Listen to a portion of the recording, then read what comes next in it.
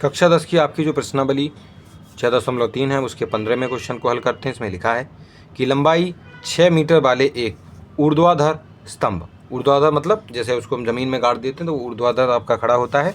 तो यहाँ पर लिखा है कि आपके पास कोई एक इस तरीके से कोई एक खंभा है, ठीक है कि नहीं।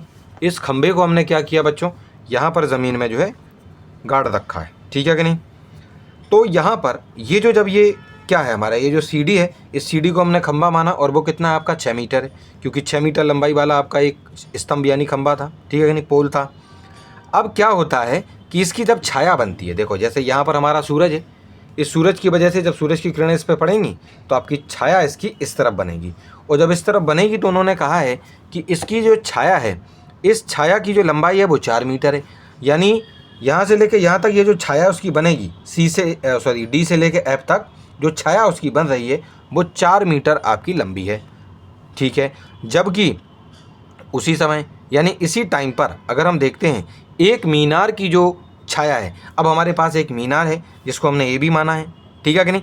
तो मीनार की जो छाया है उसकी लंबाई 28 मीटर हो जाती है। यानी उसकी देखो उसकी जो छाया की लंबाई है, उसकी छाया शैडो की जो लंबाई है वो कितनी 28 मीटर है। उस मीनार की लंबाई तो हमें इसमें क्या करना है, मीनार की ऊंचाई को आपको ज्ञात करना है। मीनार की ऊंचाई नहीं बताइए, उन्होंने बताई कि उसकी छाया उसी समय पे जिस समय पे आपके इस स्तंभ इस पोल की जो जो छाया वो 4 मीटर थी और पोल आपका कितना था 6 मीटर का। तो उसी वक्त पर आपकी ये जो मीनार है उसकी जो छाया है वो 28 मीटर है। तो आपको निकालना है उस मीनार की ऊंचाई। चलिए तो हम क्या करेंगे, इसके लिए हम कर ये लेंगे इसमें छात्रों कि इन दोनों के दोनों त्रिभुजों को, ये जो त्रिभुज से बनकर तैयार हो, क्योंकि हम एक चीज़ जानते हैं कि ज़मीन पर स्ट्रेट अगर हमारा सीधा अगर कोई खंभा खड़ा हुआ है तो वो ज़मीन के साथ 90 डिग्री बनाता है। और इधर भी तुम्हारा ये जो अगर मीनार है तो वो ऐसे तिरछी तो कभी बनती नहीं, उसको सीधा ही बनाया जाता है, तो वो भी ज़मीन के साथ 90 डिग्री बनाता है। तो ये दोनों 90 डिग्री हो गए, ठीक है कि नहीं। यानी यहाँ पर एंगल डी 90 है और यहाँ पर एंगल बी 90 है। तो हम क्या करेंगे, सबसे पहले जो चीज़ें इसमें हमें पता है पहले हम वो लिखते हैं। इसमें क्या है, लेट हमने ये मान लिया है कि सी डी बी द पोल, यानी सी डी हमारा क्या है, सी डी हमारा क्या है, एक माना सी डी हमारा एक स्तंभ है। क्या लिख लेंगे, माना सी डी स्तंभ है, and A B is tower, और ए बी मीनार है, यानी ये जो ए बी है वो आपकी मीनार है। देयरफॉर यानी अतः जो डी एफ है, यानी ये जो डी एफ है और बी ई है और ये जो बी ई है आर द शैडोज, यानी कि डी एफ और डी आपकी क्या है, स्तंभ की देखो डी एफ तो आपके इस स्तंभ यानी इस पोल की छाया होगी, शैडो होगी, और आपकी ये जो बी ई है, ये जो बी है वो आपकी इस ए बी की छाया होगी, शैडो होगी, ठीक है। तो इतनी चीज़ें हमने इन चित्रों के बारे में यहाँ पर आपको लिख दी हैं, इंग्लिश में भी और हिंदी में भी। तो हम क्या करेंगे, अब हम देखेंगे in triangle A B E and triangle C D F, यानी हम त्रिभुज ए बी ई और त्रिभुज आपके सी डी एफ में देखेंगे, यानी सी डी एफ और ए बी इन दोनों त्रिभुजों में हम देखेंगे। तो हमें क्या प्राप्त होगा बच्चों कि जो एंगल डी सी एफ है, क्या ना डी सी एफ की तरह डी सी एफ, ये वाला जो कोण है यहाँ ऊपर ये जो कोण बन रहा है, और इस वाले त्रिभुज में बी ए ई है, यहाँ पर जो कोण बन रहा है वो आपका बराबर होगा।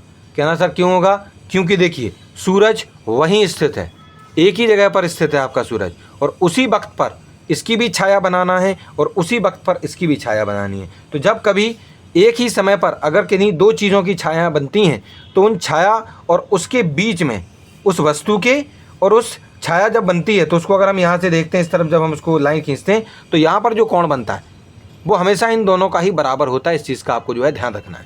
तो इस वजह से ये दोनों कोण यानी सी और यहाँ पर ए वो दोनों के दोनों हमारे बराबर हो जाएंगे। उसका कारण है कि angle of the sun at same place, यानी कहने का मतलब ये है कि एक ही समय पर सूर्य का जो कोण है वो सभी के लिए बराबर होता है। हर आपकी जो जितनी भी वस्तुएं वहाँ पर होती हैं जिनकी भी छाया बनाई जा रही हैं, ठीक है कि नहीं। चलिए उसके बाद जो एंगल सी डी एफ है, एंगल सी डी एफ ये वाला जो एंगल है, और जो एंगल ए बी ई है, इसको हमने बताया था कि ज़मीन के साथ वो सीधे खड़े होते हैं, और जब सीधे होंगे तो 90 डिग्री बनाते हुए ऊपर की ओर जाएंगे, तो ये दोनों के दोनों आपके ईच 90 डिग्री हो जाएंगे, यानी आपका जो प्रत्येक कोण है वो कितना हो जाएगा, 90 डिग्री हो जाएगा। तो इस वजह से क्योंकि हमने इन दो त्रिभुजों में दो कोणों को समान आपका जो इसमें हमने प्रूफ कर दिया है, यानी ये वाला कोण हमारा इस वाले कोण के हमने बराबर प्रूफ कर दिया है। तो जब दो कोण हमारे किन्हीं दो त्रिभुजों के बीच में अगर हमारे बराबर होते हैं तो वो दोनों त्रिभुज सिमिलर यानी कि समरूप हमारे हो जाते हैं। और ये दोनों क्या होगा, एंगल एंगल वाली सिमिलरिटी नियम के हिसाब से, समरूपता वाले जो आपका नियम होता है उसके हिसाब से दोनों त्रिभुजों को हमने यहाँ पर क्या लिख दिया है कि ये समरूप यानी सिमिलर है। उसके बाद हम एक चीज़ जानते हैं कि जब कभी भी हमारे दो त्रिभुज अगर समरूप होते हैं तो उनकी संगत भुजाओं का जो अनुपात है वो बराबर होता है। यानी संगत भुजाओं का मतलब AB और जो CD का अनुपात होगा, यानी AB और यहाँ पर ये जो CD है, ये दोनों संगत भुजाएं, उनका जो अनुपात होगा वो बराबर हो जाएगा आपके BE और DF के। BE और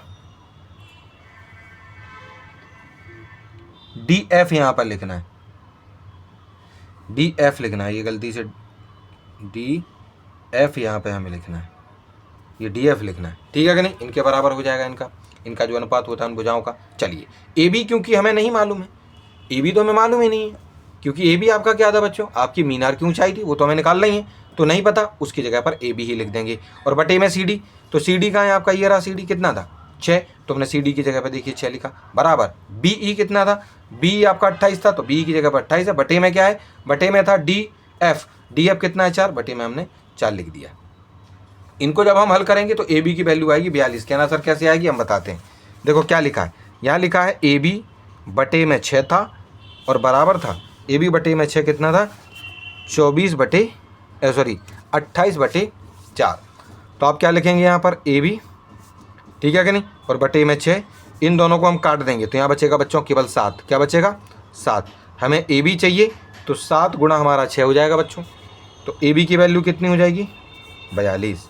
कितनी हो जाएगी 42। तो यहाँ पर कितना है बच्चों, आपने 42 मीटर ही इसको प्राप्त कर लिया है। तो हम लिख देंगे hence height of the tower is 42 metre, यानी अतः जो हमारा मीनार है उसकी ऊंचाई आपकी 42 मीटर हो जाएगी। और ये वाला हमारा जो क्वेश्चन है वो सॉल्व हो गया है।